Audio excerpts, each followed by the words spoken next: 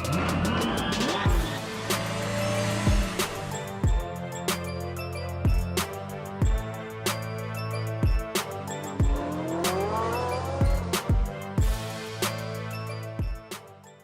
everyone, today we're talking about something that I think is incredibly important. You do not want to miss this from beginning to end. You want to listen to the entire thing because what we're discussing today is the 7 reasons why you should not talk to police if you're being investigated, right? For a crime, whether you did it or not, right? And there are exceptions, right? For if you're 100% innocent, there are exceptions, but you'll see how even if you're 100% innocent, like it could lead to some bad things if you're talking to police. And we're going to talk about that here in a moment. Now, before we get into it, one of the things that I like to point out is that this is not legal advice. This is my opinion, right? This and all my videos, these are my opinions, and this is based on my experience. And if you're wondering my experience, I'm not an attorney. I actually, you're gonna benefit from the worst experience I ever had in my life, which is that I was wrongfully convicted for 12 years and represented myself for about 3.5 years of that, but spent about 10 years just grinding, just working hard, spent thousands and thousands and thousands of hours reading case law, legal treatises, code, so on and so forth, just really trying to understand the law and learning, right? Learning day in and day out, 7 days a week. There were no holidays, right? It was just every day grinding, trying to figure out how I was going to get my wrongful conviction overturned. So that's what this is based on. So without further ado, let's go ahead and get started. The number one reason you should not talk to police if you're being investigated is because it's very easy to contradict yourself. In fact, when you have conversations with people, right, about any subject that you're talking to them about, you'll notice, right, if you really pay attention, people contradict themselves all the time. It's kind of a normal thing. But what happens is if you're being accused of a crime, right, and police officers have you as a target or a potential target, and you start contradicting yourself, well, how does that look, right? It looks like maybe you're guilty, maybe you did do it, right? And it could lead to all kinds of other things after that, right? Once they think that maybe, you know, that there is something to it, right? That you might be guilty. But like I said, it's something that we all do, some people more so than others, right? But those contradictions happen, especially if you're in a high pressure situation where you're being interrogated by 1 or 2 police officers with tough questions. Number one is you don't want to talk to them because you're likely to contradict yourself. And if you do, it'll look bad. So, and it could lead to some bad things. That's number one. Number two, while you're telling your story, right? Let's say you get to the point where you're telling your story, you're innocent, or at least innocent of what, you know, not fully guilty of everything that they're alleging, right? That you're guilty of. You start telling your story and this is your first or second or third time telling the story, and it didn't matter what number it is really, right? Because you'll end up forgetting details, right? To tell certain details, right? We all do that. It's human nature, right? You tell your spouse, right, about something funny that happened at the office, something eventful, right? Not just a one-liner, but an actual story. And you'll give certain details, but then you go and tell one of your friends, right? That you're hanging out with, and you'll emphasize other details, and you'll forget some of the other details. Anyways, when you're being interrogated by police, if you forget some of those details, right? Because it's natural, you're not going to remember every single detail, right? That first time, and even if you do, right, the second time you might remember some new ones that you just didn't remember the first time, right? It's just human nature. And well, anyways, that makes you look bad. So if you end up going to trial and you're innocent, right?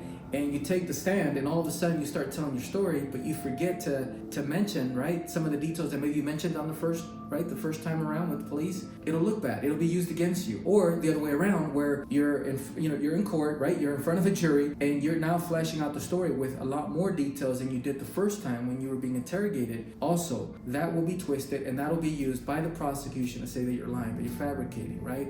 They're gonna say, well, why didn't you mention that before?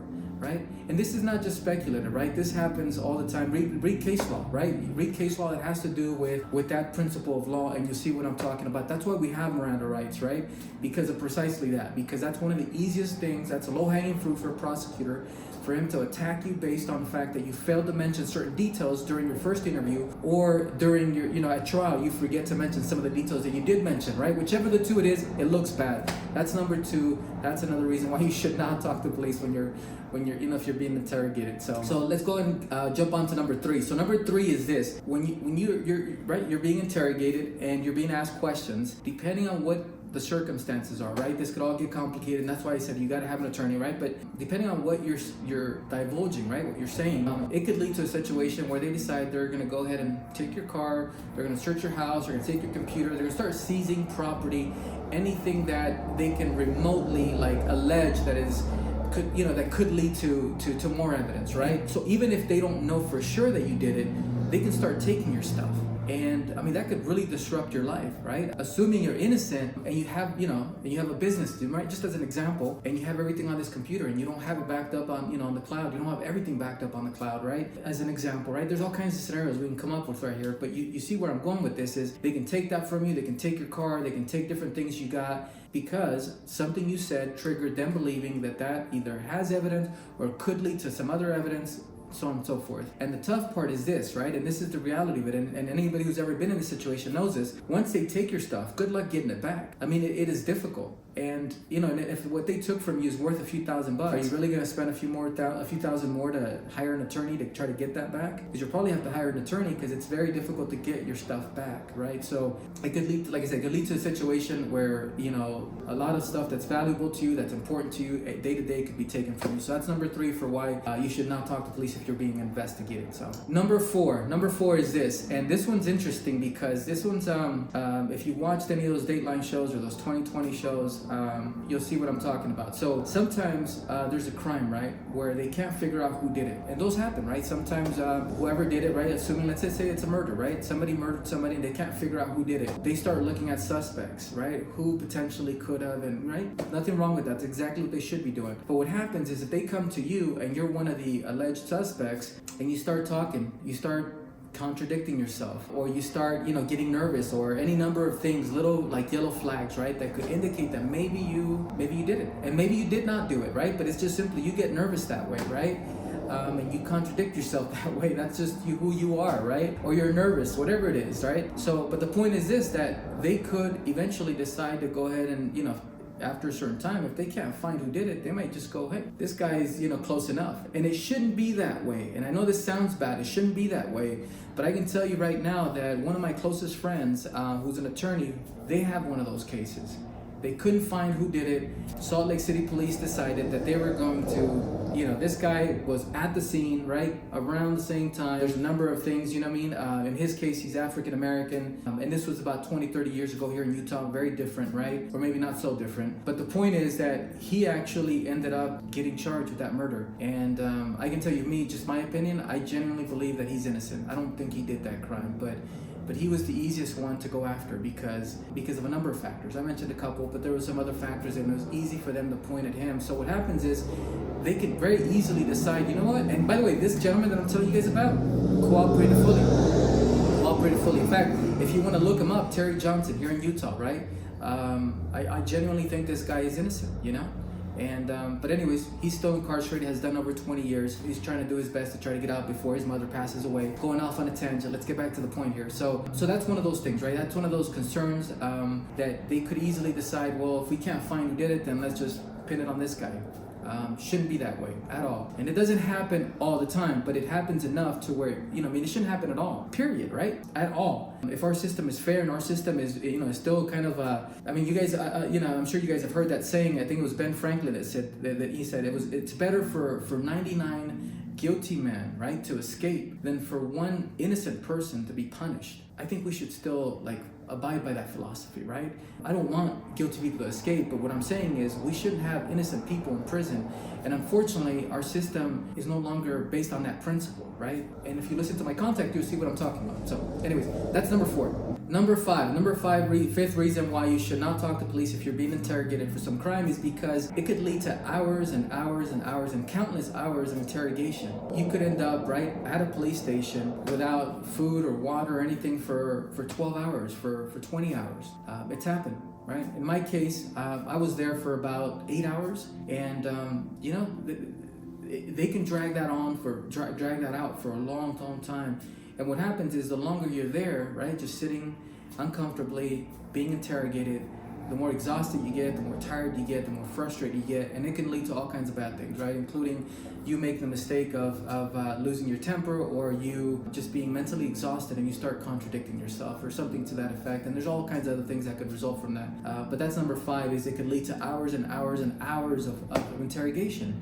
So that's number 5. Number 6, sixth reason why you should not talk to police if you're being investigated for crime is because you may not be guilty of the actual crime that they're investigating, right? And you may not have purposely, but unintentionally, maybe been involved. And what I mean by that is just an example, right? You could have, maybe it was a friend of yours that did something, or a neighbor or whatever, right? That did something that they weren't supposed to do. You know nothing about it, and you inadvertently helped them out somehow. Well, there's a line there, right? There's a threshold, and it gets complicated because did you know or did you not know that he was on the run, right? That he was a fugitive, that he was trying to hide, that he was trying to conceal something. And if you helped him out in any way or form, right, you could end up being guilty of obstruction of justice. And there's other names for these crimes, right, where you helped out somebody that actually committed a crime inadvertently. Or maybe, right, hypothetically, maybe you did it, because you really wanted to help him out. You felt bad for him and you felt the pressure of trying to help this person out with something small, and you shouldn't have done it. I'm not condoning that you should do that, but I'm just saying that you end up getting charged with a crime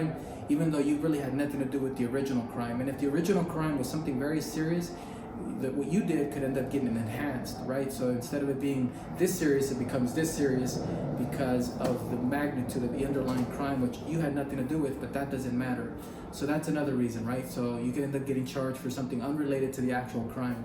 That's number 6. And number seven reason why you should not talk to police, right, if you're being investigated, is because it can very easily lead to a situation where, let's say you are guilty, right? Let's say you did to some degree. Well, when it comes time to negotiate, right, then at that point, everything you've said, right, you've given them ammunition, you've given them evidence, and it's going to hurt your negotiations. Now, I'm not condoning that people should do crimes and get away with it. What I'm saying is, if you listen to some of my other content, you'll see what I'm talking about. In our system, somebody will do a crime, right, will commit a crime, and then they get charged with multiple, right, felonies. And sometimes those felonies get enhanced because of X, Y, and Z, right? So what happens is, if you did make a mistake, and you committed some sort of crime, well, you're going to get hit with multiple felonies likely. And then when it comes time to try to negotiate, so you can end up doing something, doing a little bit less time. You'll still end up doing time because you committed a crime, but you'll do less time. It's going to be much more difficult to negotiate. And that's, number 7, right? It hurts your negotiations. And if you're in fact 100% innocent, even more so, right? If they've already put those charges on you and you're innocent, but in the process of talking and cooperating with police, right, like you thought that would help you, you end up contradicting yourself. You end up saying some things that make you look guilty, even though you're not guilty. That'll hurt your negotiations, and then it's all bad, right? Because if it hurts your negotiations and you can't come to an agreement, then you're going to trial. And if you're going to trial, good luck. If you listen to some of my other content, you'll see why the system, the way it's set up right now, trials are not fair. Going in, you're at a huge disadvantage. You're not innocent until proven guilty, right? That's what it says, right, on paper, but the reality of it is because of the machine and the way that's all set up, you're at a huge disadvantage. A lot of those jurors already think you are guilty. And not in every case, but anyways, that's just my opinion. So anyways, I hope this was helpful. These are 7 reasons why I think that if you're being investigated, whether you're guilty or not guilty, right, I think that you should not talk to police. I think that if you're 100% innocent, even then you can end up getting in trouble, right, by talking to them. There are exceptions, right? If it's so far-fetched that there's no way in the world, right, that they would ever think that it's you, okay, then the risk of talking to them is significantly lower. But there's always that risk, right? And most people are not in a situation like that. So there's always that risk that you'll end up getting pulled into that case, even though you had nothing to do with it. And it's a risk. But like I said, this is my opinion. Hope that was helpful to you guys. Consult with your attorney. Talk to them about these points. Anyways, look forward to seeing you in my next video.